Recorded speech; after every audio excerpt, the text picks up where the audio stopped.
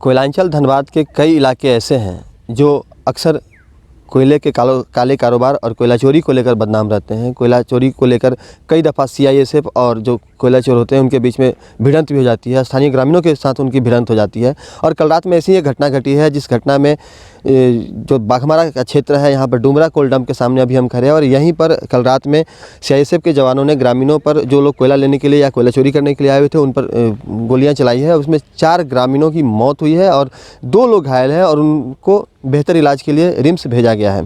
फिलहाल हम यहाँ की स्थिति आपको अवगत कराते हैं। देखिए कि रेलवे साइडिंग पर जहाँ से कि रेक लगती है और मालगाड़ी को लोड करके यहाँ से देश के अलग अलग हिस्सों में कोयले को भेजा जाता है।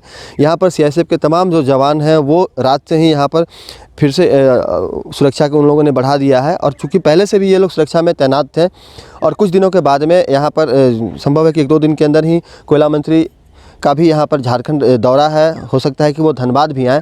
और बीसीसीएल इस चीज़ को लेकर के अब एक बार फिर से सख्त हो गई है और सीआईएसएफ को भी एक्शन मोड में रहने का निर्देश जो है वो जारी किया गया है।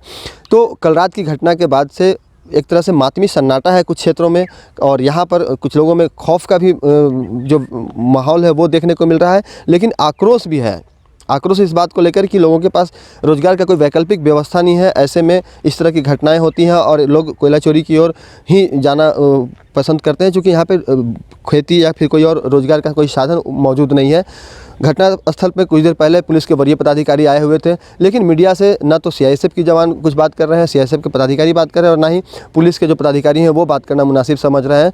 तो जो घटना हुई है उसमें एक बड़ा सवाल यह भी उठने लगा है कि अगर इस घटना के बाद में अगर कोई वारदात कुछ होती है तो इसके लिए यहाँ पर ड्रोन की तैनाती की गई है, ड्रोन से भी उसकी निगरानी की जा रही है।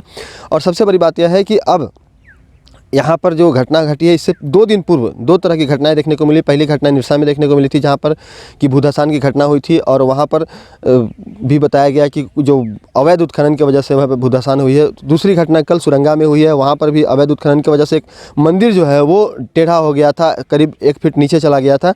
तो धनबाद के अलग अलग क्षेत्रों में लगातार कोयला चोरी और कोयला चोरी के बाद जो घटनाएँ होती हैं उससे यहाँ के लोग 2-4 हो रहे हैं, परेशान हो रहे हैं। और बात करें पुलिस की कार्यशैली पर तो वह भी कहीं ना कहीं, स्थानीय पुलिस की कार्यशैली भी कहीं ना कहीं निशाने पर रहती है, क्योंकि अगर पुलिस इन लोगों पर लगाम लगाएगी सही तरीके से और पुलिस छूट नहीं देगी तो घटनाएं जो हैं वो नहीं होंगी। और सीआईएसएफ पे भी, जो कि आज कल तक कोयला चोरी को कहीं ना कहीं छूट देकर रखी हुई थी, वो अचानक से एक्शन मोड में आती है और इस तरह की घटनाएं होती है तो कई तरह के सवाल उठने लगे हैं। और अब यह भी सवाल उठ रहा है कि जो लोग इस घटना में मारे गए हैं उनके परिवार का क्या होगा। सहयोगी मुन्ना के साथ राजकुमार जायसवाल, न्यूज़ 22 स्कोप, धनबाद।